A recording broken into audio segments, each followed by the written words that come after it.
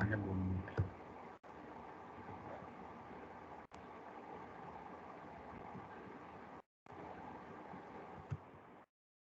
materi hari ini adalah tentang bagaimana kita mengevaluasi sebuah solusi, ya. Lagi-lagi materinya masih diambil dari buku ini. Yang dibahas hari ini adalah ide ketika kita sudah punya solusi, sudah selesai, kemudian apa yang perlu kita lakukan, ya, kemudian pertanyaan-pertanyaan yang relevan, kemudian trade-off-nya. Jadi tujuan dari hari ini sebenarnya cuma dua, ya, kita mendiskusikan atau menjelaskan tentang key quality measure, ya, jadi pengukuran kualitas yang utama, ya, dari efektivitas sebuah solusi. Di antaranya adalah kebenarannya, efisiensinya, apakah solusinya elegan atau tidak, apakah solusinya usable atau tidak. Nah, jadi dari 4 ini, yang paling bawah itu bukan bidang saya sebenarnya, usability testing. Tapi nanti sebagai calon lulusan ilmu komputer, apalagi kalau kalian kerja di industri, usability testing ini cukup banyak dibutuhkan. Kemudian yang kedua tujuannya adalah menjelaskan pentingnya pemahaman kita terhadap trade-off yang terjadi akibat kita memperbaiki solusi kita terhadap pengukuran kualitas dari solusi kita. Jadi kalau misalkan kita punya masalah A dan B gitu, ya, kita memperbaiki A pasti ada korbannya B misalkan, dan seterusnya. Nah, ini yang harus kita kerjakan seperti apa. Oke. Jadi kalau misalkan di awal, ya, kita diberikan sebuah problem, ya. Kita sudah mengikuti materi slide dari minggu pertama sampai minggu kelima minggu lalu, ya. Kita sudah menganalisis problemnya, mendefinisikan masalahnya gitu, ya. Kemudian kita berpikir logis, berpikir algoritmis, sambil kita memecah masalahnya menjadi masalah yang lebih kecil-kecil supaya kita lebih mudah menjelaskan. Kemudian kita akhirnya muncul ide solusinya, ya. Muncul ide solusinya seperti apa? Kita tuliskan solusinya, kemudian kita implementasikan, kita tes, kita debug, ya, kita perbaiki kalau ada error. Tapi apakah cuman itu? Sudah cukup puas dengan itu? Pertanyaan saya, kalau misalkan kalian sudah melakukan 4 step ini yang di atas, apakah kalian sudah cukup puas dengan solusinya? Kira-kira, kalau kalian punya problem, ya, kalian sudah definisikan problemnya, sudah dipecah-pecah menjadi beberapa bagian supaya lebih mudah, sudah mengusulkan solusinya, ya, sudah ditulis solusinya, sudah diimplementasikan, dan ternyata solusinya berhasil berjalan gitu, ya. Kalau misalkan bikin program gitu, ya, ternyata codingnya bisa nih jalan gitu. Terus sudah dites, sudah didebug, ya, kita cari apakah ada bugnya atau tidak. Kalau ada, kita perbaiki gitu, ya. Sudah melakukan itu semua, apakah sudah cukup sampai di situ? Nah, ini pertanyaan saya ke kalian kira-kira.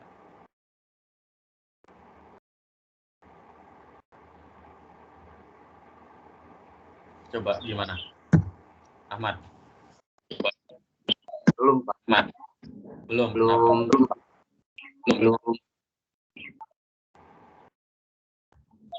Belumnya kenapa? Karena kalau misalnya kita sudah menemukan solusinya, sudah benar programnya, pasti kita ingin sesuatu yang lebih.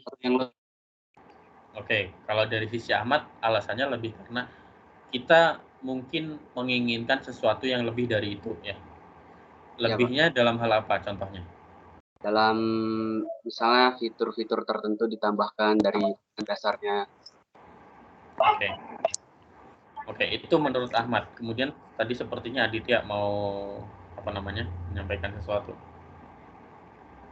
Kalau menurut saya apa, Pak? Setelah dapat solusinya, kita harus improve dari solusinya itu. Bagaimana dari suatu solusi itu walaupun solusi pertama kita sudah berhasil, pastinya ada solusi yang lebih baik lagi dan pastinya lebih optimize gitu Pak. Kalau menurut saya gitu. Optimize dalam hal apa contohnya? Dalam pengerjaan sebuah solusinya Pak. Berarti dalam kecepatannya gitu mungkin. Ya begitu Pak. Oke. Kalau Efisiensi ya. Farel, efisiensi, oke. Farel, kayaknya mau ngomong tadi.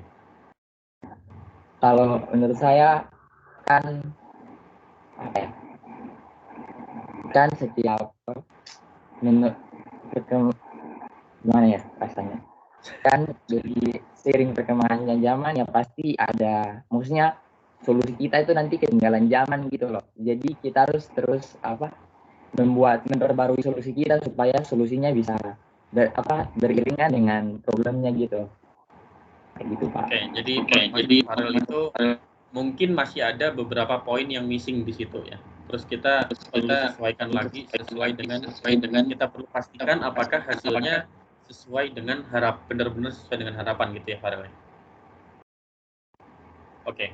Ya, jadi jawaban teman kalian yang bertiga ini sudah tepat ya sebenarnya.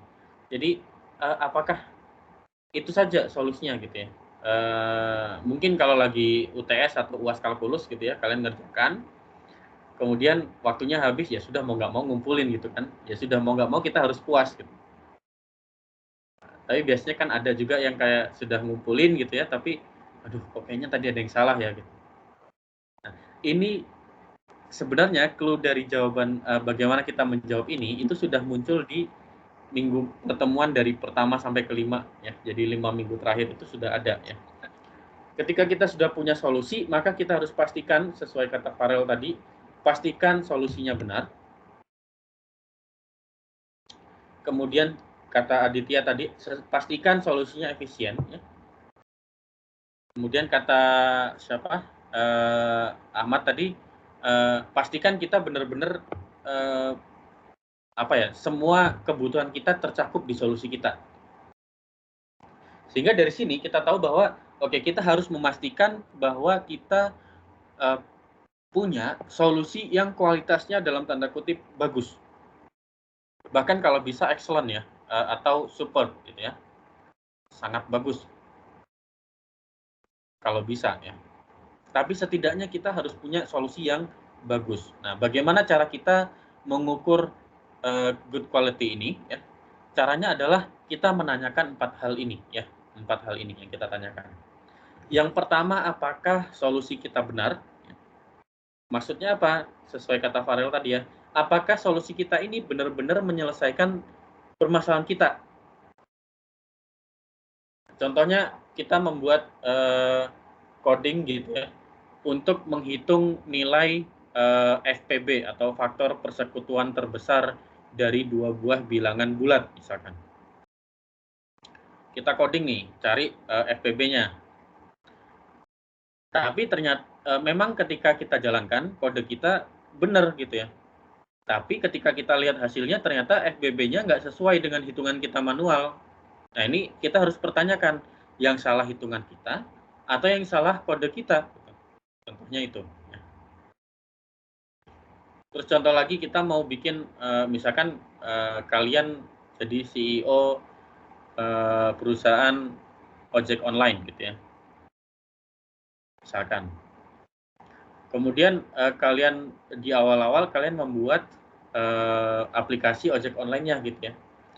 Ternyata ketika dijalankan yang aplikasi ini bukannya misalkan ojek online yang mau kalian bikin adalah fokus ke ojek becak gitu ya, atau delman gitu ya, delman online atau becak online. Gitu ya. Kemudian ternyata waktu dijalankan malah yang muncul gambarnya motor bukan becak atau delman gitu. Ini berarti kan nggak sesuai dengan harapan ya. Ini harus dipertanyakan, berarti ada yang salah dari solusi kita. Kemudian yang kedua, apakah solusinya efisien atau tidak? Efisien ini maksudnya apa? Misalkan, misalkan kita membuat coding gitu ya, yang harusnya dia bisa selesai hanya dalam waktu 1 menit, tapi ketika kita jalankan dia baru selesai dalam waktu 1 hari gitu ya. Berarti ini masuk akal nggak solusi kita gitu? Ada yang salah ini pasti. Gitu ya. Jadi kita menghabiskan waktu yang tidak seharusnya. Atau kalau misalkan kita lagi bersih-bersih rumah ya, beres-beres rumah, merapikan gitu. Harusnya misalkan di kamar kita itu barang-barang kita cukup dan harusnya sisanya masih longgar. Tapi ternyata waktu kita menata, atau gini deh, buat cowok-cowok nih biasanya ya, kalau lagi apa namanya ngekos gitu ya, nata lemari pakaian. Biasanya yang banyak suka nggak rapi kan cowok-cowok ya. Asal taruh aja di lemari gitu ya. Padahal sebenarnya kalau dilipat dulu, lemari ini bisa muat banyak. Tapi karena asal taruh gitu ya, jadinya baju atau celana atau apapun itu ya, pakaian kita yang harusnya bisa masuk lemari, ada sebagian yang harus kita taruh di luar. Berarti kan storage-nya, penggunaan storage-nya tidak sesuai gitu ya. Penggunaan apa namanya, tempat penyimpanannya tidak sesuai. Jadi ada yang harus diperbaiki, contohnya dengan mengkompres pakaiannya, mengkompresnya dengan apa, dilipat misalkan, dan seterusnya. Kemudian yang ketiga pertanyaannya, apakah solusi kita elegan atau tidak? Pertanyaan yang ketiga ini ya berkaitan dengan apakah misalkan solusi kita itu simple, mudah digunakan, tapi sangat-sangat efektif misalkan. Contohnya, contohnya gini, ketika kalian misalkan nanti suatu saat ketika kalian sudah punya rumah sendiri ya, atau mungkin yang sekarang sudah punya rumah sendiri, kalian beli alat apa namanya, robot yang bulat itu, robot yang bisa bersihin lantai ya, keliling sendiri gitu ya. Tapi kalian punya juga apa namanya, kalian juga punya sapu gitu di rumah dan pel. Suatu hari ya, kalian apa namanya, kalian di sini sudah terbiasa dengan menggunakan robot itu, jadi memang robotnya dibiarin aja gitu. Tapi suatu hari robot pembersih kita itu rusak misalkan. Robot pembersih kita rusak dan kita mau klaim garansi untuk diperbaiki di apa namanya, di pabriknya. Ternyata untuk kita perbaiki, kita servis ataupun penggantian baru itu butuh waktu misalkan minimal 7 hari kerja misalkan. Jadi selama 7 hari itu kalian tidak bisa memakai robot itu. Nah, kalau seperti ini, solusi yang paling efektif untuk membersihkan rumah, apakah kita harus menunggu apa namanya, menunggu robot pembersih kita sudah diperbaiki atau sudah diganti dengan yang baru, atau kita ya sudah kita pakai secara manual, kita pakai apa namanya, sapu dan pel kita pakai cara tradisional. Kalau dalam hal ini berarti yang lebih elegan adalah kita ya sudah pakai yang ada aja dulu gitu, daripada pakai yang kita tunggu-tunggu dan belum tentu juga 7 hari bisa datang gitu ya. Jadi, tentang elegansi ini yang kita cari adalah apakah solusi kita itu simple tapi benar-benar powerful gitu. Karena terkadang kita sudah belajar terlalu tinggi nih, sampai akhirnya pemikiran kita itu terlalu jauh, padahal sebenarnya solusi kita itu sebenarnya sangat dekat dengan kita gitu. That's the point ya, itu buat yang ketiga. Nah, kemudian yang keempat itu pertanyaannya adalah apakah solusi kita usable gitu ya, atau bisa digunakan. Karena apa? Ketika kita berbicara tentang berpikir komputasi ya, semua solusi kita itu ujung-ujungnya akan berkaitan dengan digunakan oleh orang, digunakan oleh manusia ya. Sehingga pertanyaan keempat ini sangat relevan. Apakah solusi yang kita tawarkan itu apa namanya, bisa dipakai oleh manusia gitu ya, dipakai oleh target audience, target user? Kalau iya, apakah dia bisa mengoperasikan solusi kita dengan mudah atau tidak? Itu pertanyaannya ya. Nah, ini yang kita bahas hari ini ya. Jadi kita akan membahas tentang apakah benar apakah efisien, apakah elegan, apakah usable. Kita mulai dari apakah solusi kita benar dulu ya.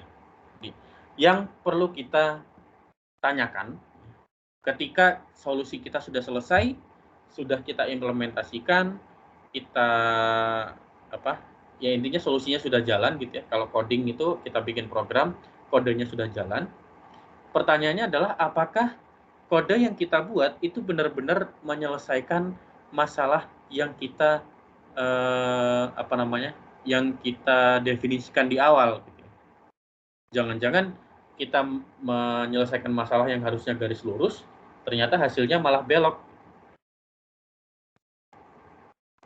Yang perlu kita perhatikan adalah ketika kita punya suatu masalah yang harus diselesaikan, sangat-sangat banyak, bahkan bisa tak berhingga banyaknya, solusi yang tidak tepat yang kita bisa temui di sekitar kita. Itu tak berhingga banyaknya ya. Jadi solusi itu kayak kita mau bersihkan rumah, tapi yang dibeli justru kita mau bersihkan rumah, yang dibeli justru bukan sapu atau robot pembersih atau vacuum cleaner gitu ya. Yang kita beli justru misalkan motor, ini kan nggak nyambung ya. Atau yang kita beli justru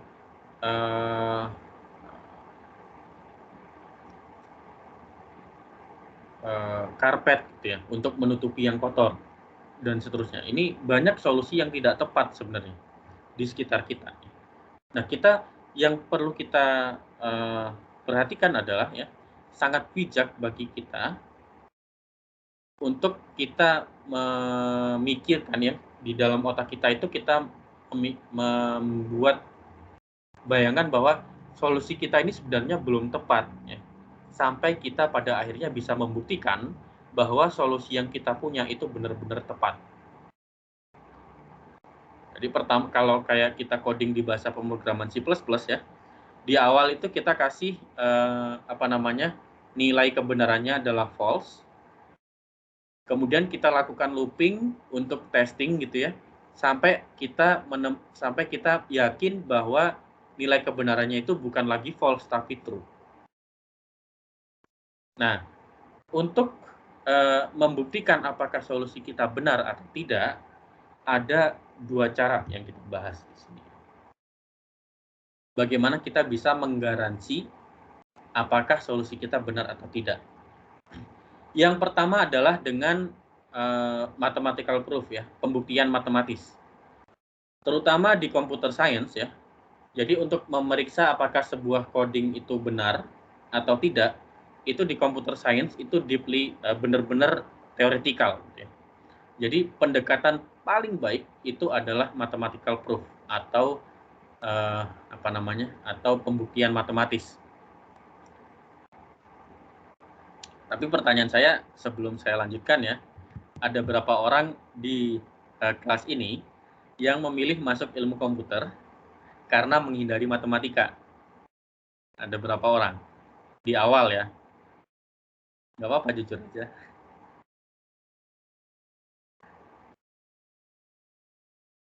Nggak ada? Angkat tangan, ayo. Nggak ada? Oke, mudah-mudahan beneran nggak ada ya.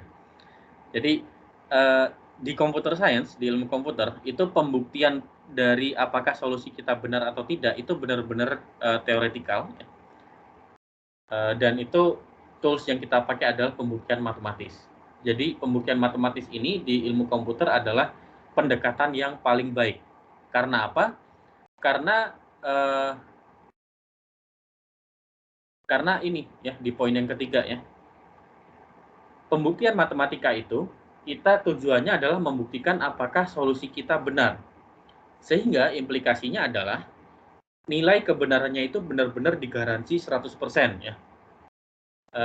Kalau ada garansinya berapa tahun, garansinya mungkin bisa berjuta-juta tahun gitu, atau bermiliar-miliar tahun gitu ya, karena solusinya pasti benar.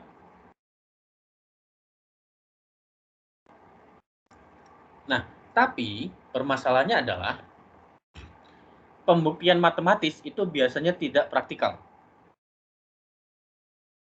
biasanya tidak praktikal ya, karena kita kalau kalian melihat pembuktian matematis ya di dunia ilmu komputer, di dunia matematika gitu ya, itu pembuktian matematisnya itu lebih kayak kalau orang bahasa belajar sastra. Jadi kita bermain dengan premis, bermain dengan apa namanya implikasi, biimplikasi dan seterusnya ya, untuk membuktikan bahwa pernyataan kita 100% benar. Nah, sehingga biasanya ini butuh ketelatenan dan ketelitian yang sangat tinggi. Dan inspirasi untuk mencari proof ini, inspirasi untuk mencari pembuktian ini, itu biasanya datangnya tidak mudah ya. Biasanya itu ya kadang-kadang kita lagi mau tidur tiba-tiba kepikiran solusinya. Padahal sudah setahun 2 tahun terakhir kita pikir ternyata tapi pembuktiannya kita nggak dapat gitu ya. Atau misalkan kita lagi mandi gitu ya, nyalain keran, tiba-tiba kepala kita kena air terus dapat ilham gitu ya. Wah, solusi kita kayaknya bisa dibuktikan dengan cara ini. Jadi biasanya mathematical proof itu benar-benar mahal dalam tanda kutip ya. Misalkan dari sisi waktu, dari sisi resource yang digunakan gitu ya, dan lain sebagainya. Sehingga kebanyakan praktisi itu lebih memilih untuk memeriksa kebenaran dari solusi kita, ya, di solusinya secara empiris. Dengan cara apa? Dengan cara kita tes dengan berbagai macam problem, dengan berbagai macam data, dengan berbagai macam test case gitu ya, dan seterusnya. Nah, ini lebih maksudnya kalau kita punya program ya, kita bikin program sudah jadi, kemudian kita nggak yakin program ini benar atau tidak, maka yang kita lakukan adalah seperti yang kita pelajari minggu lalu ya, kita tes, kita uji dengan berbagai macam jenis kasus yang bisa terjadi di situ, kita uji semua. Kalau semuanya oke, tidak ada yang gagal, ya berarti kita yakin bahwa solusi kita benar gitu ya. Sampai kita bisa menemukan suatu masalah lagi gitu di kedepannya. Jadi itu. Nah, kalau tadi pembuktian matematis itu tujuan utamanya adalah membuktikan apakah solusi kita benar atau tidak. Tapi pembuktian empiris ini ya, dengan menggunakan banyak testing itu, tujuannya adalah untuk mencari kesalahan dari solusi kita, kebalikannya ya. Jadi kalau matematika pembuktian tadi kita membuktikan apakah solusi kita benar-benar benar, 100% benar gitu ya. Kalau testing empiris ini untuk mencari kesalahan, yang dicari adalah kesalahannya, dan ini jauh lebih praktikal. Kenapa? Karena kita hanya butuh satu tes yang gagal untuk membuktikan bahwa solusi kita gagal. Maksudnya solusi kita tidak tepat. Kita hanya butuh satu saja. Sampai di sini apakah ada pertanyaan?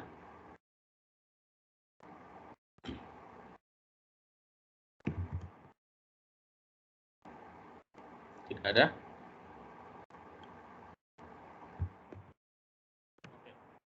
Ini contoh dari empirical testing ya. Saya tidak ingin menunjukkan yang bagaimana kita membuktikan secara matematis karena nanti kalian jadi makin pusing ya. Saya ingin menunjukkan yang lebih praktikal saja, yaitu testing yang empiris ya. Ini juga banyak dipakai kalau misalkan nanti kalian sudah masuk ke dunia industri, ini pasti banyak dipakai. Di sini contohnya kalian punya perusahaan yang membuat vending machine otomatis gitu ya. Nah, di sini ada beberapa contoh tes ya. Ini cuman sebagian kecil dari contoh tes yang bisa dilakukan ya. Misalkan tes subjeknya adalah slot coin. Kan kalau kita punya vending machine itu kan ada modul-modulnya ya. Ada modul slot coin, ada modul digital untuk identifikasi koin, identifikasi uang yang sudah dimasukkan, kemudian modul-modul lain, banyak modulnya. Ini misalkan modul di slot koinnya. Cara mengujinya yang pertama misalkan kita memasukkan koin 50 sen yang bisa diterima, yang seharusnya bisa diterima. Jadi expected outcome-nya, jadi keluaran yang diharapkan adalah koinnya seharusnya diterima dan di display-nya itu muncul 0,5. Kemudian ternyata setelah kita tes, outcome sebenarnya adalah oke, dia ternyata benar-benar yang kita harapkan itu benar-benar terjadi. Tapi kemudian di modul yang sama kita juga coba dengan memasukkan koin dari negara lain ya, koin dari mata uang asing yang seharusnya tidak bisa diterima. Sehingga di sini expected outcome-nya ya, jadi keluaran yang diharapkannya adalah koinnya ditolak gitu ya. Koinnya akan langsung dikeluarkan lagi dan kemudian layar menunjukkan mata uangnya tidak dapat diidentifikasi. Tapi ternyata gagal gitu. Ternyata tes ini gagal. Gagalnya di mana? Koinnya beneran bisa dikeluarkan lagi ya, bisa ditolak. Tapi tidak ada pesan muncul apa-apa. Sehingga di sini oke, ada satu tes yang gagal. Berarti solusinya masih belum tepat untuk koin slot. Kemudian keypad, kita misalkan testingnya adalah memasukkan angka ya, kalau kita punya vending machine gitu ya, vending machine minuman misalkan, kita masukkan uang, kemudian kita pilih angka berapa sesuai dengan minuman yang mau kita beli. Di sini kita pilih angka yang valid dulu. Kemudian expected outcome-nya adalah yang muncul di display itu jenis minuman yang kita pilih. Ternyata setelah dites, oke, dia berjalan sesuai harapan. Kemudian ada uji lain yaitu kalau kita masukkan yang nggak sesuai gimana gitu. Harusnya munculnya seperti ini dan seterusnya ya. Jadi ini adalah di antara contoh-contoh apa yang bisa dikerjakan oleh empirical testing. Apa yang perlu dikerjakan. Nah, ini bisa dibayangkan ya. Jadi dari sini kita akan punya seharusnya untuk benar-benar kita yakin bahwa solusi kita itu benar, untuk mendapatkan keyakinan yang misalkan lebih dari 90% benar gitu ya, karena ini masih probabilitas, maka kita perlu mungkin ada ratusan bahkan ribuan bahkan jutaan baris untuk tes ya. Ini masih baru 4 ya, masih banyak lagi testing atau kemungkinan yang mungkin belum kita tuliskan di sini gitu. Yang itu juga bisa jadi menyebabkan kegagalan dari solusi kita. Nah, kalau tadi plusnya mathematical proof adalah kita bisa menggaransi 100% solusi kita benar, tapi minusnya adalah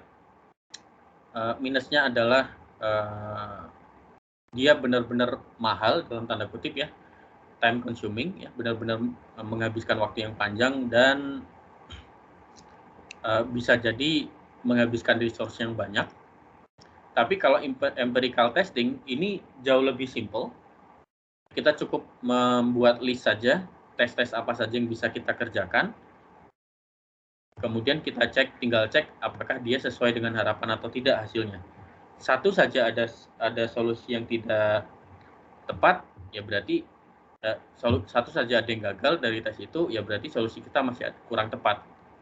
Tapi semakin banyak yang berhasil testingnya, kita bisa semakin yakin bahwa solusi kita benar-benar tepat. Tapi kita tidak bisa menjamin apakah solusi kita 100% tepat, seperti itu. Nah, dari situ kita perlu dari empirical test ya. Empirical test ini kan kita hanya bisa mencari kesalahan. Sehingga semakin banyak yang benar, kita semakin yakin bahwa solusi kita benar. Tapi itu keyakinan itu ya, terutama dalam sains gitu ya, belief ya. Jadi kita berbicara di sains, misalkan nanti kalian menulis laporan makalah dari tugas-tugas atau bikin laporan TA, laporan KP, kalau kalian menulis kata I believe atau saya percaya bahwa jawabannya seharusnya ini gitu ya. Kalau kalian menulis itu pasti langsung disalahkan. Nah, tapi untuk praktika apa sih namanya?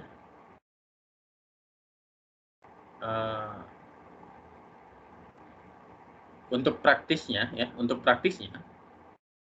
kita kan paling mudah pakai empirical test ya. Kita punya banyak tes. Nah, sehingga kita ada namanya nilai atau peringkat ya, grade of solution. Jadi solusi kita itu ada peringkatnya. Kita bisa ranking dulu peringkatnya. Nah, ini bagaimana cara kita meyakinkan bahwa solusi kita itu benar, mulai dari yang paling tidak meyakinkan nomor 1 sampai yang paling meyakinkan nomor 7 ya. Yang pertama adalah nomor 1 yang paling tidak meyakinkan, kita sudah memastikan bahwa solusinya itu kalau dalam pemrograman tidak ada sintaks yang error atau tidak ada operasi yang invalid ya. Atau maksudnya operasi yang semuanya bisa berjalan. Jadi semuanya bisa program kita bisa berjalan. Nah, ini mungkin solusi kita benar, tapi sangat-sangat tidak meyakinkan. Jadi itu yang pertama ya. Jadi mungkin benar tapi sangat-sangat tidak meyakinkan. Karena apa? Program kita mungkin jalan. Tapi program kita mungkin jalan, tapi apakah benar-benar sesuai dengan solusi gitu ya? Sesuai dengan harapan kalau dijalankan programnya. Nah, kemudian grade selanjutnya kita mulai ke yang lebih yakin lagi gitu ya. Kita agak lebih yakin lagi kalau misalnya kita provide beberapa tes data gitu ya. Kita provide beberapa data. Kemudian ternyata dari data-data yang kita berikan, contohnya tabel ini ya, ternyata jawabannya semuanya benar. Ini kita agak lebih yakin nih, solusi kita jadi lebih tepat. Tapi apakah data yang kita berikan itu cukup? Nah, kalau misalkan kita cuma ngasih 2, 3, 4, 5 data gitu ya, padahal sebenarnya ada 1000 jenis data yang seharusnya diujikan gitu ya. Nah, ini akan bermasalah gitu ya kalau semakin banyak. Tapi mungkin untuk 5 kasus data ini jawabannya semua benar. Oke. Dalam hal ini oke. Paling tidak kita tahu bahwa solusi kita berlaku untuk data tipe-tipe yang sudah kita berikan itu. Kemudian kita berangkat mencari, kita masih belum yakin nih. Caranya lebih yakin lagi gimana? Oke. Kalau gitu kita kasih lagi data. Tapi kita kasih data yang kita bisa data ini terkesan random ya. Data-data yang sering muncul tapi dia cukup random misalkan. Ternyata dia masih benar semua jawabannya. Berarti kita makin yakin lagi nih. Oke, untuk kita masukkan beberapa data yang random, ternyata dia jawabannya masih tetap benar semua. Nah, ini berarti oke nih solusi kita. Tapi kan data yang random itu kita belum menjamin data yang random yang kita generate secara random itu apakah dia benar-benar sulit untuk dikerjakan atau tidak, sulit untuk diproses atau tidak. Sehingga untuk bisa lebih yakin lagi, kita membuat beberapa tes data yang memang sengaja dibuat rumit, misalkan.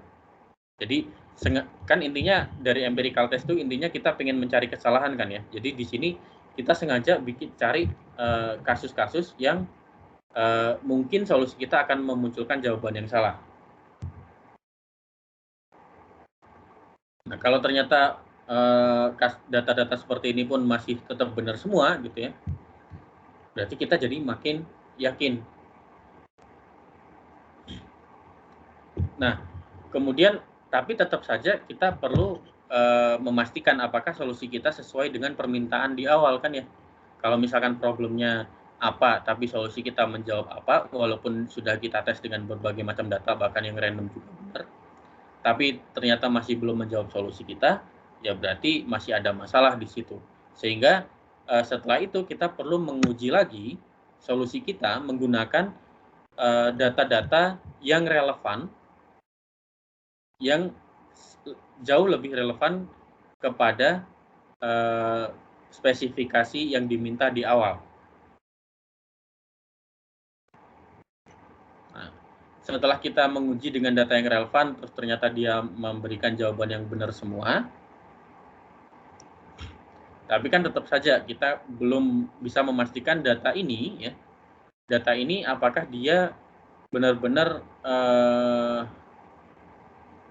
apakah data relevan, data yang dalam tanda kutip relevan yang kita berikan itu sudah benar-benar mencakup semua kasus yang ada, maka kita bisa memberikan selanjutnya, ya, kita memberikan kasus-kasus atau data-data yang relevan, tapi kasus itu sengaja dibuat untuk mengarahkan ke jawaban yang salah.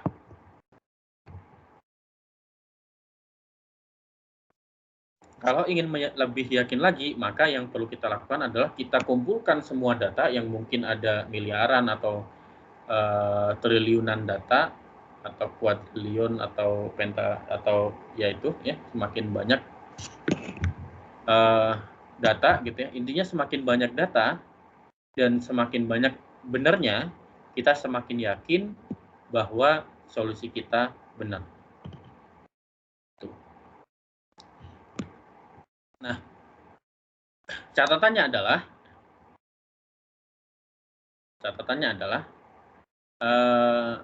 oke, dengan semakin banyaknya data, ya, semakin banyaknya data, mungkin persentase kegagalan akan semakin kecil.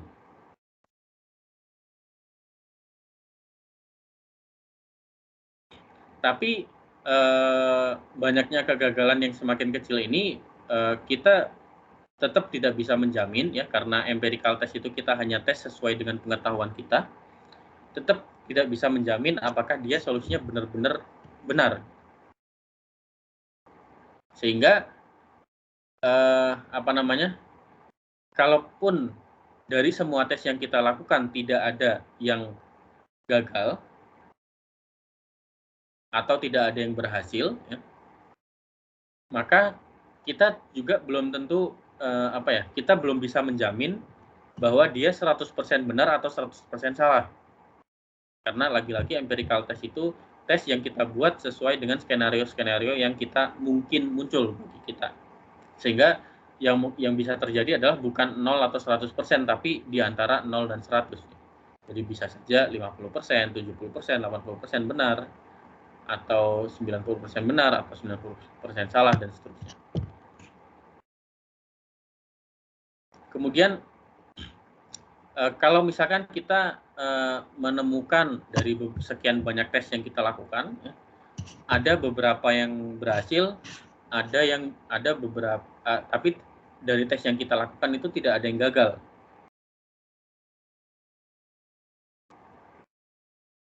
Nah, di sini mungkin ya ketika kita melakukan seperti ini, ya, terutama buat pemula yang harus hati-hati, ya. Ketika dari tes kita ternyata kita mengusulkan 10 tes dan ternyata tidak ada yang gagal gitu. Maka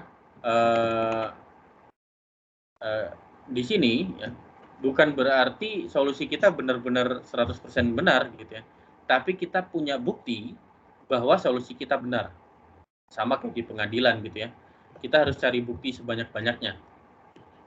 Jadi di sini kita cari bukti sebanyak-banyaknya sampai kita menemukan bukti bahwa ada yang salah di situ.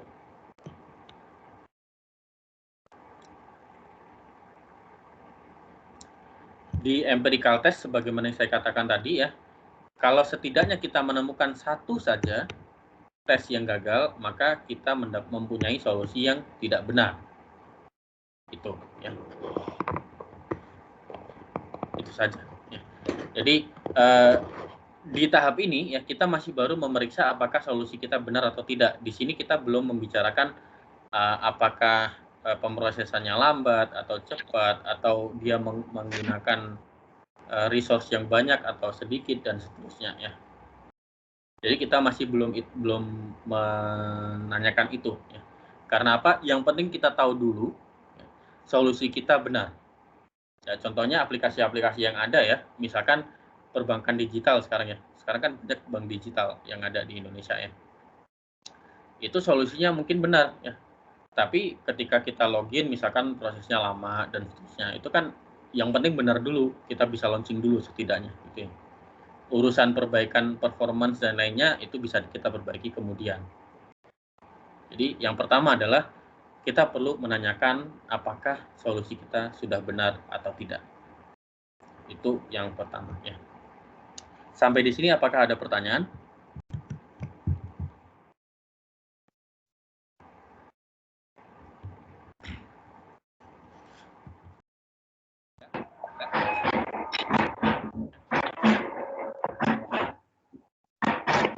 Farel mau tanya? Iya Pak. Apa? Kan saya belum tahu nih, maksudnya yang apa pembuktian secara matematis itu kayak gimana. Tapi kan maksudnya saya juga nggak tahu ya. Jadi maksudnya itu kayak panjang maksudnya membutuhkan waktu yang lama kayak gimana sih? Soalnya kan kalau mau diuji secara empiris banyak percobaan yang harus kita kerjakan gitu untuk mengetahui mana yang salah gitu. Nah, saya maksudnya mau tahu gitu, maksudnya pembuktian matematika itu sepanjang apa sih gitu? Jadi lebih baik empiris. Ini pertanyaan yang menarik. Pembuktian matematis sepanjang apa?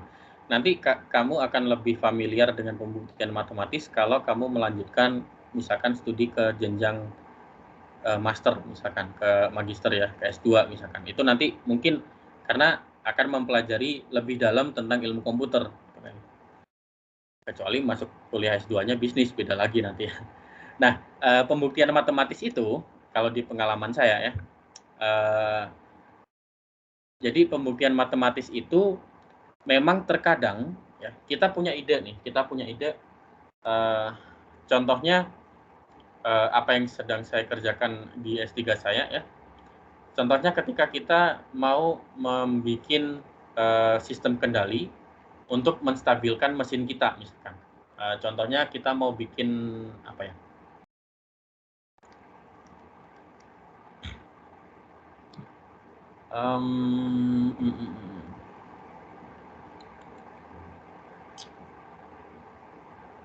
Contohnya kita mau bikin spacecraft ya. Contohnya lander, apa namanya? Atau misalkan satelit lah di luar angkasa sana gitu ya. Kalau kalian lihat film-film sci-fi ya yang berkaitan dengan apa namanya luar angkasa itu, satelit itu biasanya penggeraknya itu kan kayak ada 4 titik ya di ujung-ujung atau 8 titik bahkan ya di semua ujung kalau satelitnya bentuknya kotak.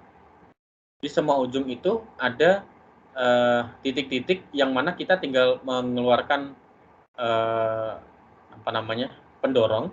Jadi kita aktifkan pendorong yang mana supaya kita bisa ke arah mana gitu ya. Dan itu tidak semuanya pendorong harus dinyalakan. Bisa dibayangkan nggak?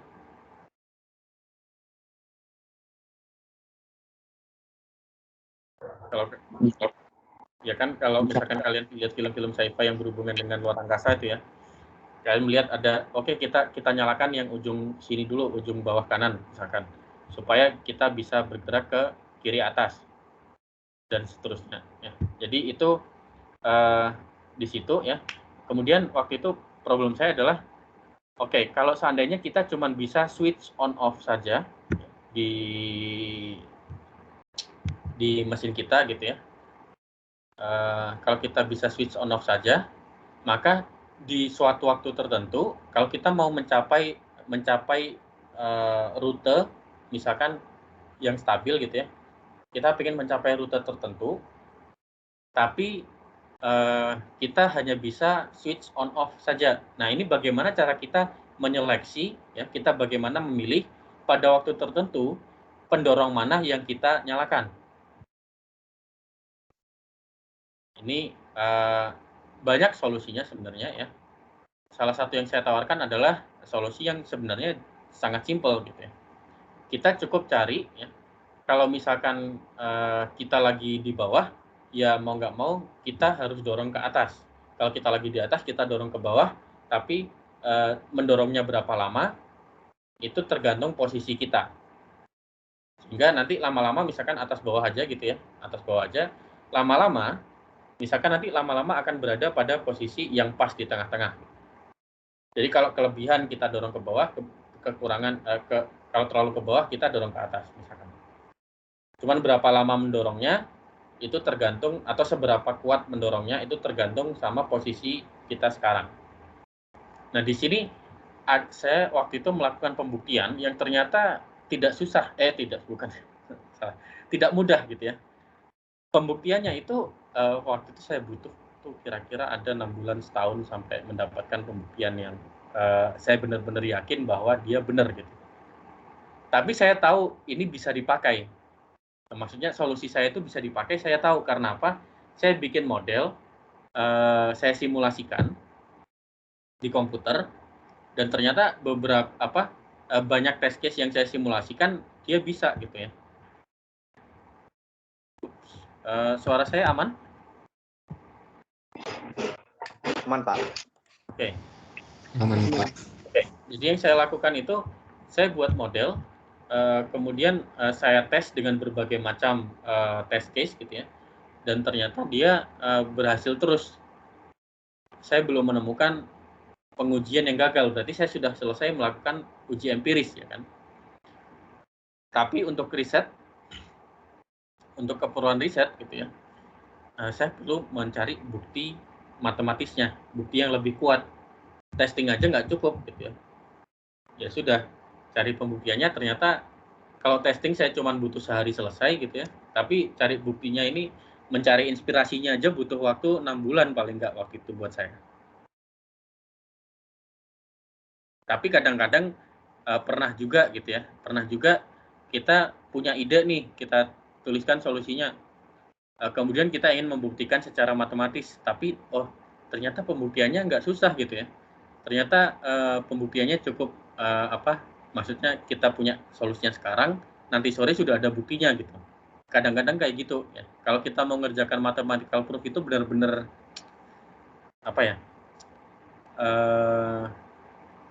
untung-untungan juga sih kadang-kadang ya. Kadang kita bisa dapat solusinya segera mungkin. Kadang kita baru dapat idenya untuk membuktikan itu beberapa bulan kemudian, bahkan beberapa tahun kemudian. Tuh.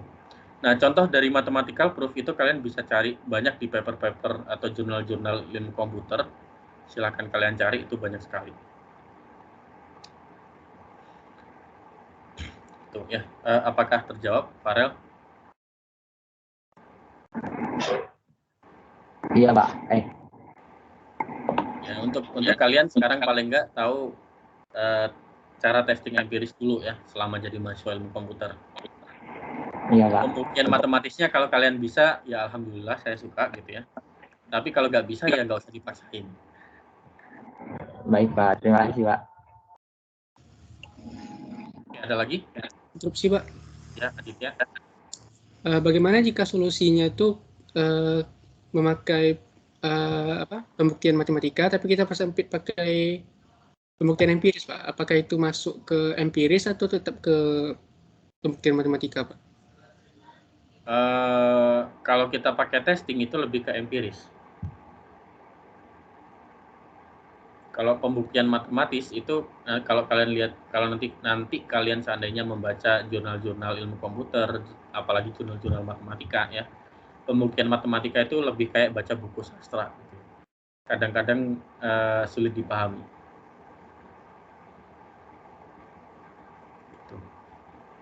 Ya. Gitu ya, Aditya ya. Baik, Pak. Ada lagi? Kalau nggak ada, kita ke selanjutnya ya, yaitu tentang apakah solusi kita efisien atau tidak. Nah, untuk menjawab ini saya sudah sampaikan beberapa kali di awal-awal ya. Untuk menjawab satu permasalahan itu banyak cara ya. Jadi kata pepatah ya, banyak jalan menuju Roma ya.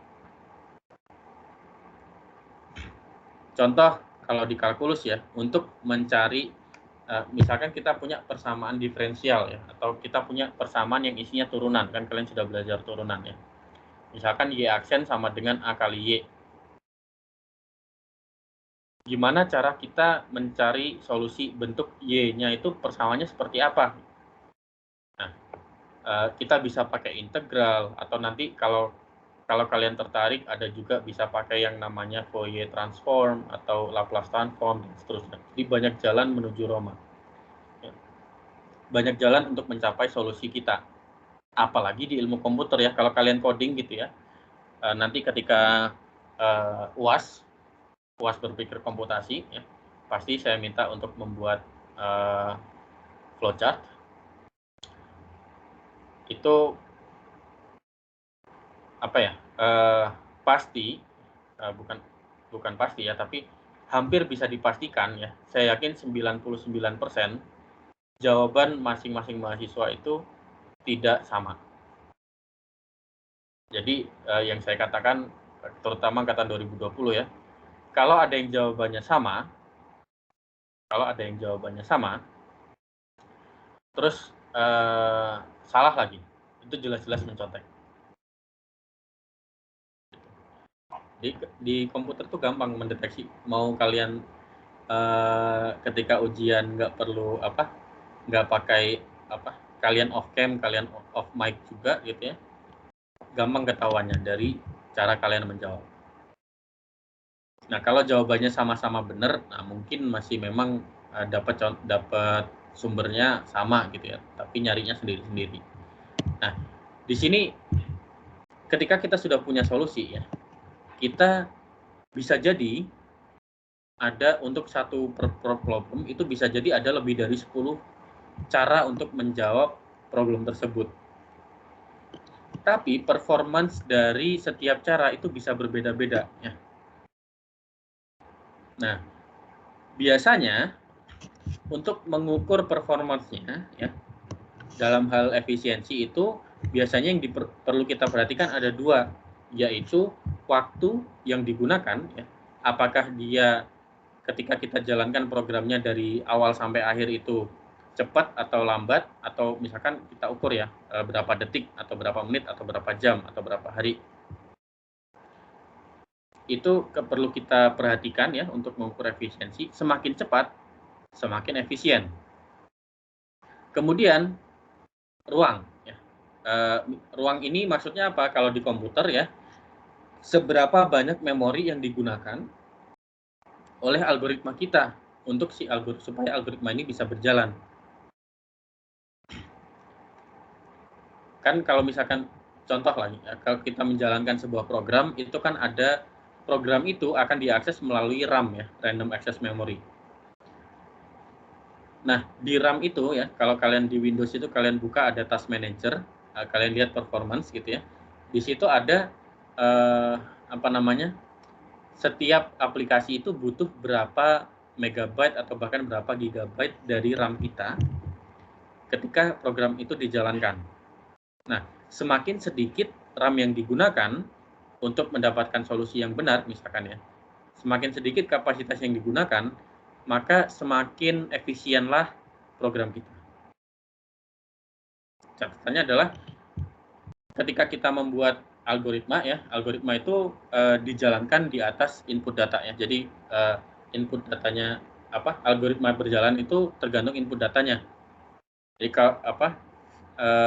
performanya otomatis sangat-sangat berbeda tergantung ukuran dari input data yang dimiliki ya. Jadi misalkan semakin besar input datanya, maka performance-nya bisa jadi misalkan meningkat secara waktu, kebutuhan yang waktu yang dibutuhkan itu meningkat secara eksponensial misalkan. Nah, ini bahaya.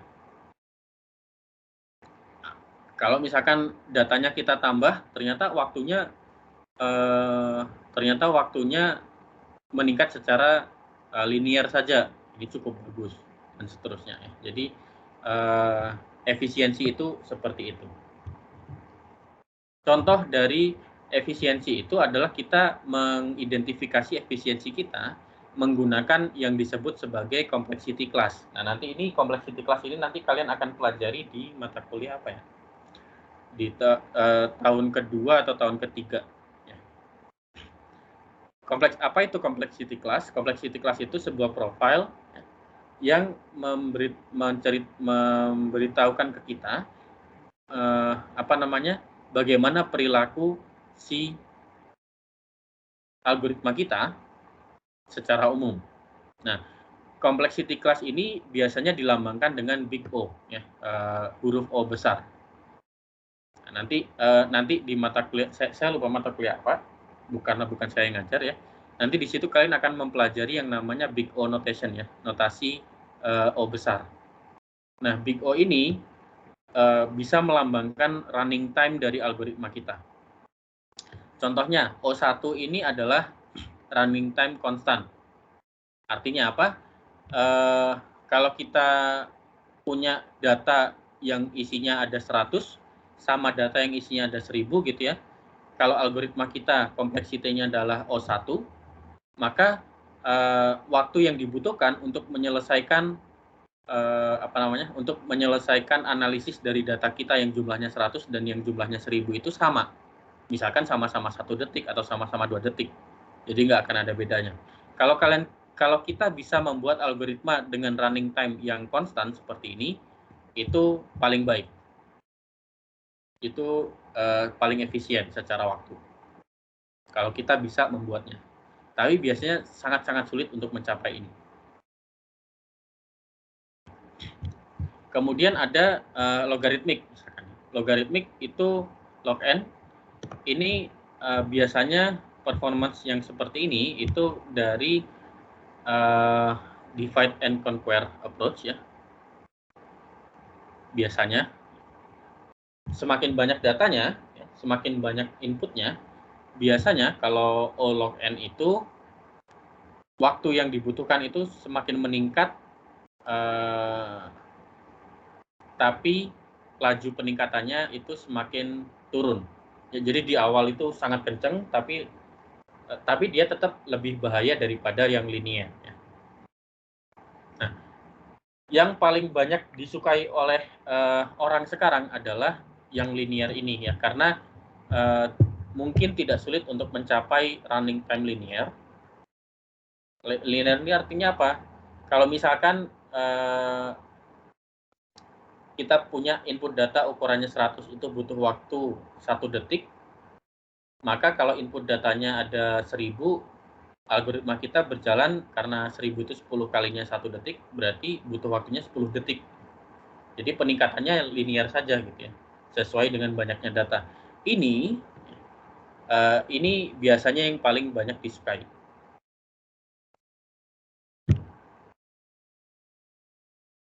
Kemudian ada lagi kuadratik ya. Kuadratik ini juga berbahaya karena apa?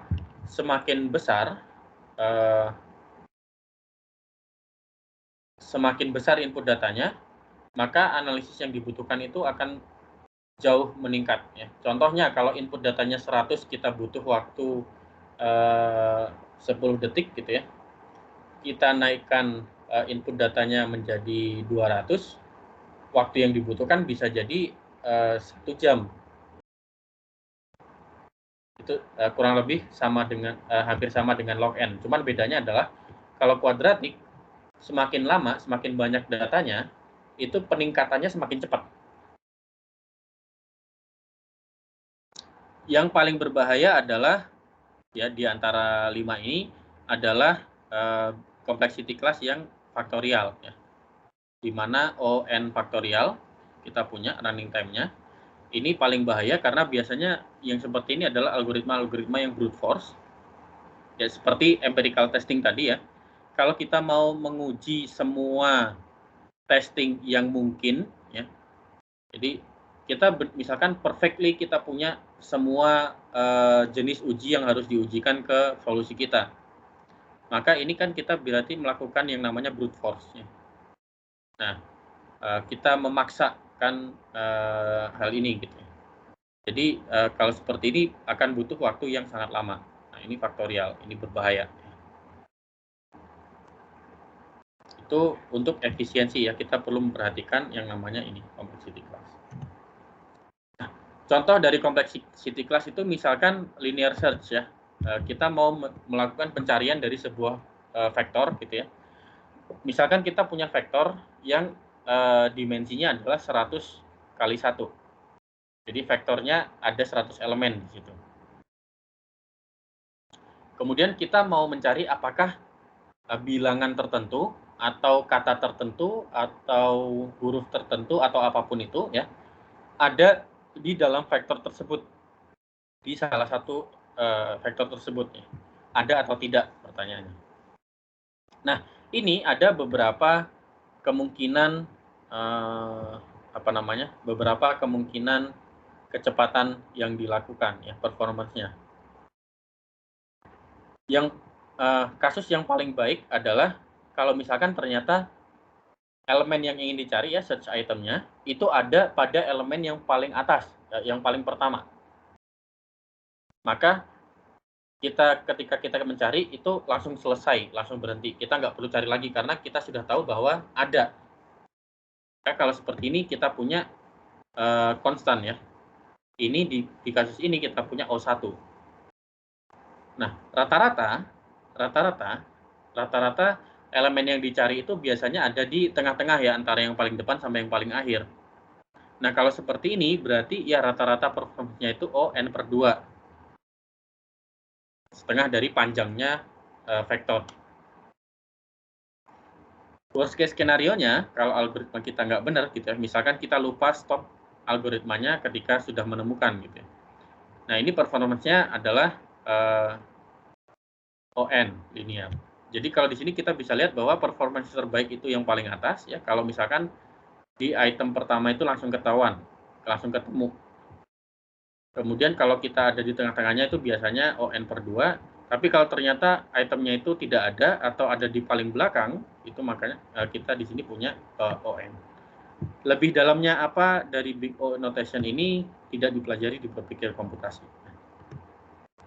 Nah, selanjutnya kita bahas tentang apakah solusi kita elegan atau tidak.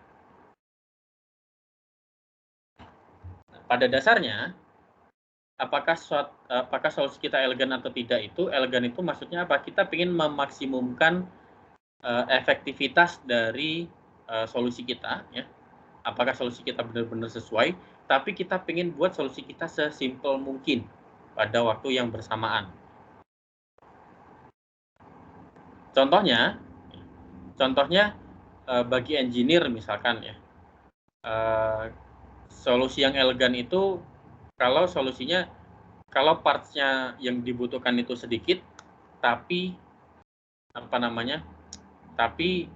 solusinya itu powerful misalkan. Contohnya kalau kendaraan, kita punya kendaraan listrik gitu misalkan ya, dibandingkan kendaraan konvensional misalkan. Di sini kita bisa melihat bahwa kendaraan listrik ini part-partnya lebih simpel. Kita nggak perlu lagi butuh mesin yang ribet gitu ya, karena kita motornya bisa langsung ditempel ke roda gitu dan seterusnya. Jadi parts-partnya lebih simpel. Kita bisa lihat di sini solusinya mungkin lebih elegan. Tapi di sisi lain kalau kita lihat beberapa parts yang lain mungkin solusinya tidak lebih elegan dan seterusnya. Ini untuk engineer. Untuk scientist misalkan, teori yang elegan ya, contohnya mathematical proof tadi ya. Teori yang elegan itu yang kalau kita bisa menunjukkan, kita bisa membuktikan bahwa teori kita benar dengan hanya beberapa kata atau bahkan hanya satu, dengan beberapa kalimat saja atau bahkan hanya satu kalimat saja gitu ya. Tapi teorinya ini benar-benar bisa menjelaskan banyak hal. Nah, ini sesuatu yang elegan. Ya, contohnya kalau mathematical proof itu elegan kalau dia simple, proof-nya simple untuk hal-hal yang mungkin sulit untuk dibuktikan. Nah,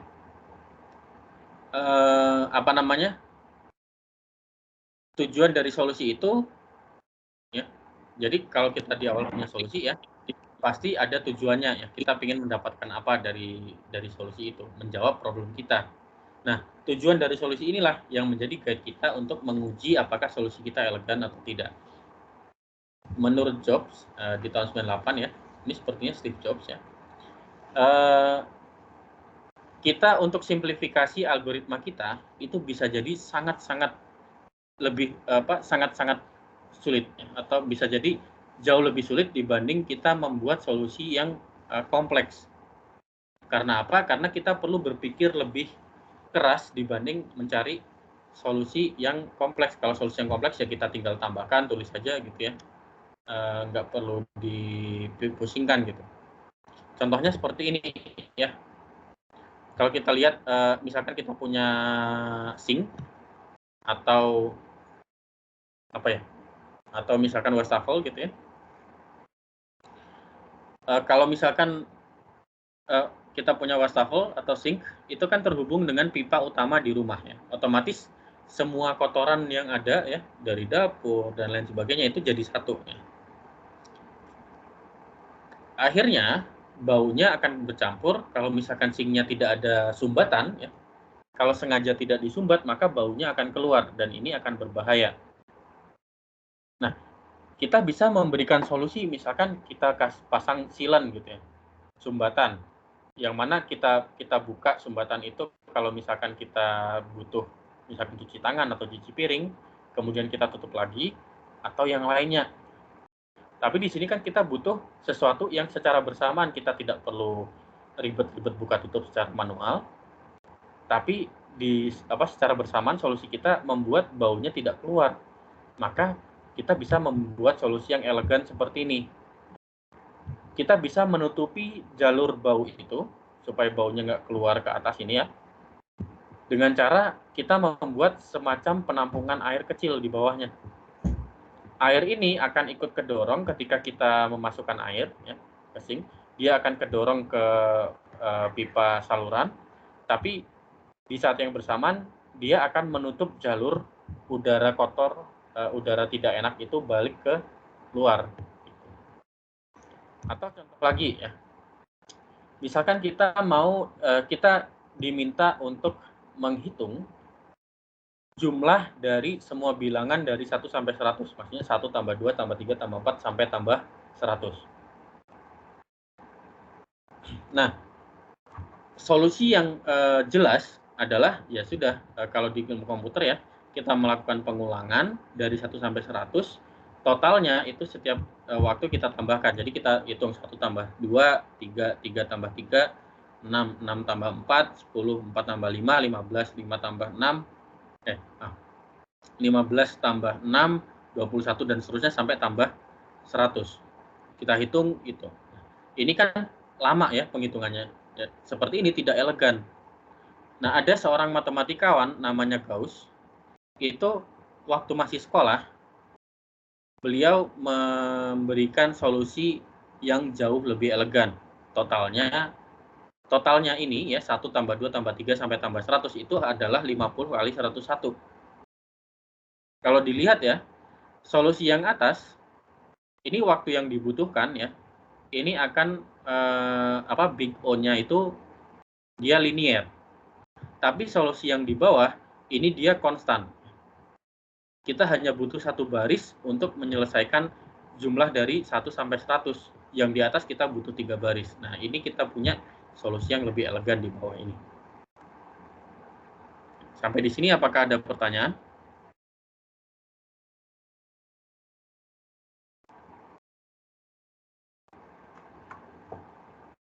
Nggak ada? Ini nanti kalian nggak perlu tahu apakah solusi ini benar atau enggak ya, tapi ini pasti benar. Sekarang kalian percaya saja ke saya kalau ini benar ya. 1 tambah 2 sampai tambah 100 itu adalah 50 kali 101 ya. Itu ya. Nah, pertanyaan tentang apakah solusi kita elegan atau tidak, itu kita perlu mengingat ini. Jadi kita selalu perlu menuliskan untuk kita selalu perlu menuliskan penjelasan tentang bagaimana solusi kita bekerja, terutama bagian-bagian yang kompleks.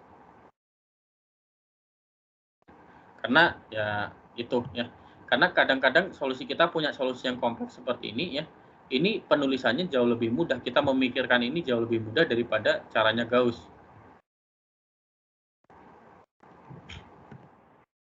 Kita harus hati-hati juga ya. Kita mau mencari solusi yang seperti ini ya, yang jauh lebih elegan ini, ya mungkin kita bisa, tapi ini biasanya butuh waktu lama untuk mencapai itu. Nah, sampai di sini apakah ada pertanyaan?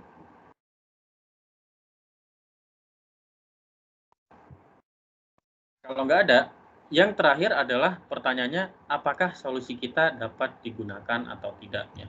Jadi pada dasarnya ya, ujung-ujungnya solusi dari kita berpikir komputasi, terutama buat mahasiswa ilmu komputer ya, calon lulusan ilmu komputer, ujung-ujungnya solusi kita itu yang pakai adalah manusia, sehingga kita harus memikirkan kebutuhan manusia ketika kita membuat solusi kita.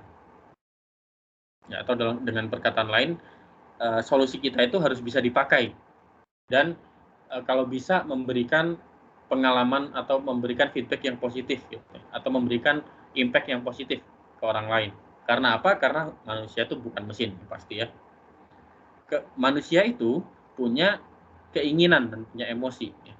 Kadang nggak sabaran dan lain sebagainya. Dan manusia itu tempatnya salah dan lupa. Ini yang perlu kita ingat ya. Kebanyakan orang itu maunya itu mendapatkan solusi yang gampang dipakai, gampang dipelajari, nggak ribet lah. Dan kalaupun kita harus belajar itu effortnya kecil. Karena ngapain ada teknologi kalau itu makin bikin kita ribet gitu ya. Itu intinya.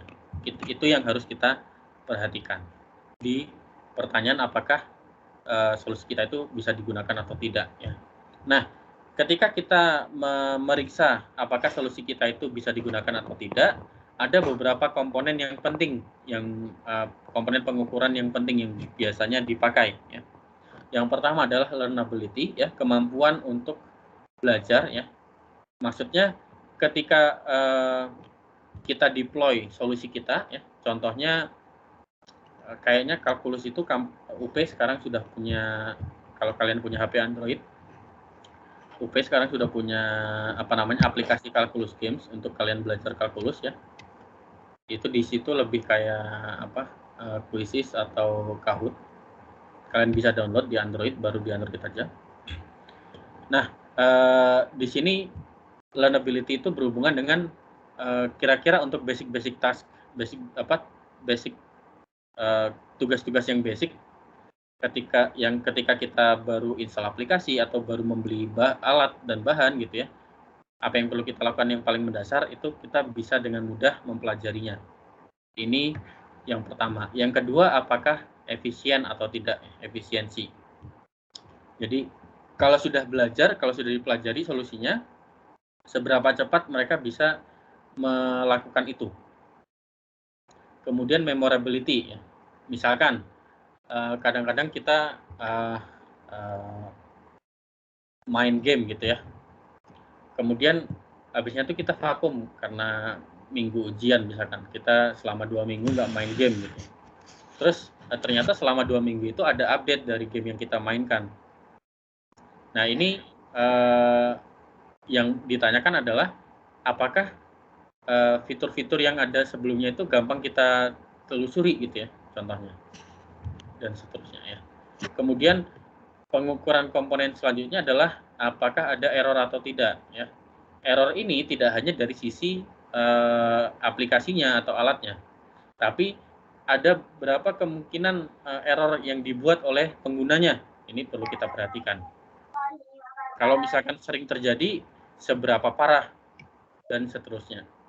Yang pasti terakhir adalah kita harus menanyakan apakah pengguna aplikasi kita itu puas dengan yang kita buat.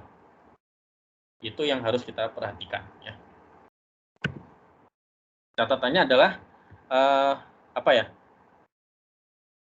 mengevaluasi apakah solusi kita itu dapat digunakan atau tidak, itu pada dasarnya adalah tentang reaksi dari penggunanya.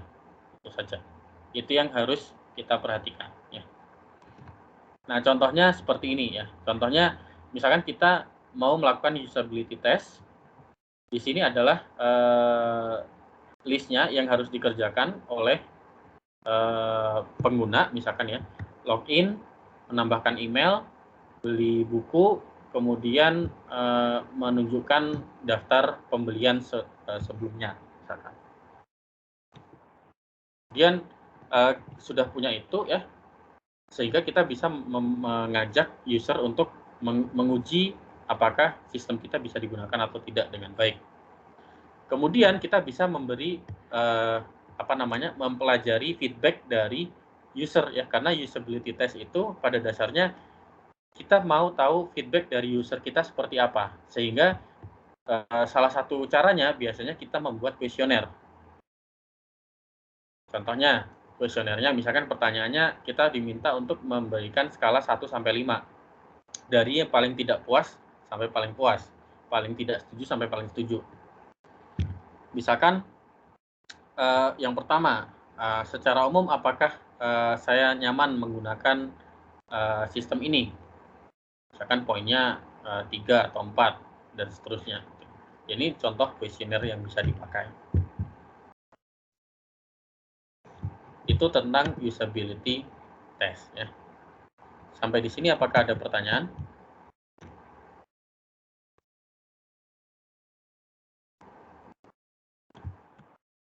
Kalau nggak ada, nah ini yang terakhir adalah trade-off ya. Ini cuma 2-3 slide ya. Jadi yang perlu kita ingat adalah dari minggu lalu ya, saya sudah sampaikan bahwa kita tidak bisa mendapatkan semuanya. Ya. Pasti ada sesuatu yang harus dikorbankan. Kita tidak bisa selalu mengoptimisasi setiap sudut dari solusi kita. Nah, terkadang atau bahkan keseringan ya, kita ketika kita mengimprove, ketika kita memperbaiki solusi kita di satu bagian, satu sudut, itu bisa menyebabkan permasalahan lain. Misalkan kita bisa kompres datanya, tapi waktu yang dibutuhkan jadi lebih panjang, atau kita bisa percepat waktunya, tapi storage-nya ya, jadi memori yang dipakai semakin besar dan lain sebagainya. Itu contohnya. Jadi pada dasarnya solusi kita itu hampir bisa dipastikan memuat kesalahan. Nah, contohnya ini ya, saya ingin sesuatu yang lebih baik nih, tapi kalau saya perbaiki ini, maka sisi yang sana, yang sebelahnya itu akan jadi lebih jelek. Pertanyaannya adalah, ini sebenarnya pertanyaan yang muncul di pertemuan minggu lalu ya, seberapa banyak yang harus dikorbankan gitu. Jadi kita harus punya prioritas. Gitu.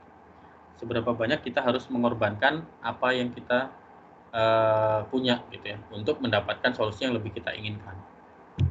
Ilustrasinya seperti ini ya, kalau kita menggambarkan smiley face di komputer. Nah, di komputer itu kalau gambar itu kan dilambangkan dengan pixel-pixel ya. Kita punya pixel, setiap pixel itu punya nilai ya. Misalkan nilai putih itu 1, hitam itu 0 misalkan. Jadi ada W, putihnya W, hitamnya B. Kalau kita lihat posisi huruf B ini ya, ini sesuai dengan posisi yang hitam-hitam di pixel gambar smiley face. Jadi kita bisa punya smiley face, kita di komputer yang kita simpan adalah nilai dari pixelnya. Ini normal ya. Kalau kita punya smiley face kayak gini ya, mungkin ketika kita ngirim data seperti ini ya, kan kita punya datanya ya. Ya karena kita nggak perlu proses apa-apa lagi, kita tinggal kirimkan saja, maka prosesnya jauh menjadi cepat gitu ya. Tapi kita menghabiskan banyak pixel nih, kita menghabiskan ada berapa semua ruangan kita pakai. Jadi memori yang dipakai besar. Nah, kira-kira yang bisa diperbaiki dari sini apa contohnya?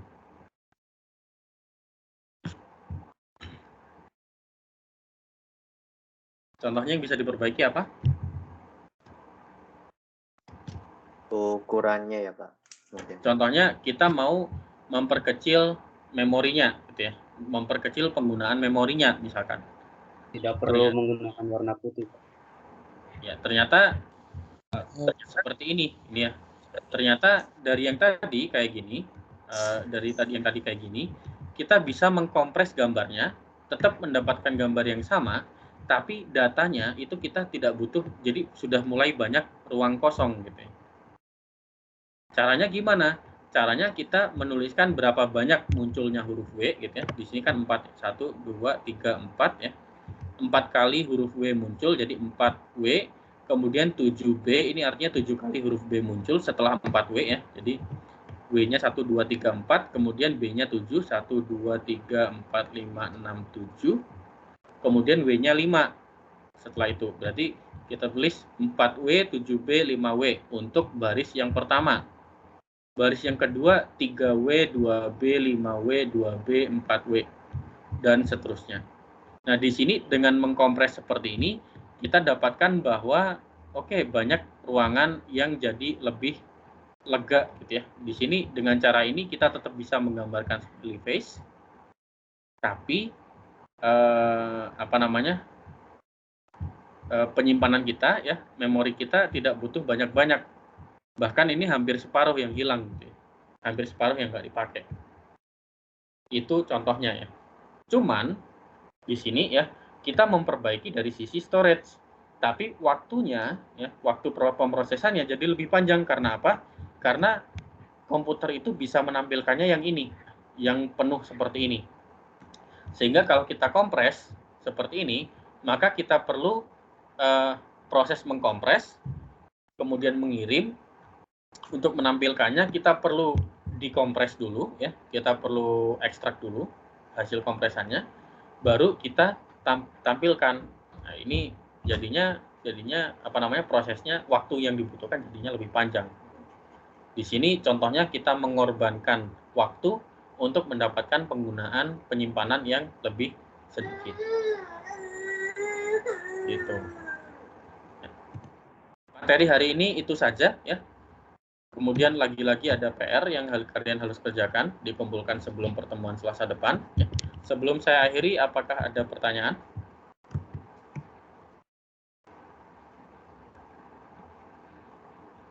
Nggak ada? Kalau nggak ada, ini pas 10.40 ya. Saya akhiri dulu pertemuan hari ini. Sampai bertemu Selasa depan. Assalamualaikum warahmatullahi wabarakatuh dan selamat pagi. Selamat pagi Pak. Terima kasih. Selamat pagi Pak. Terima kasih Pak. Selamat pagi Pak.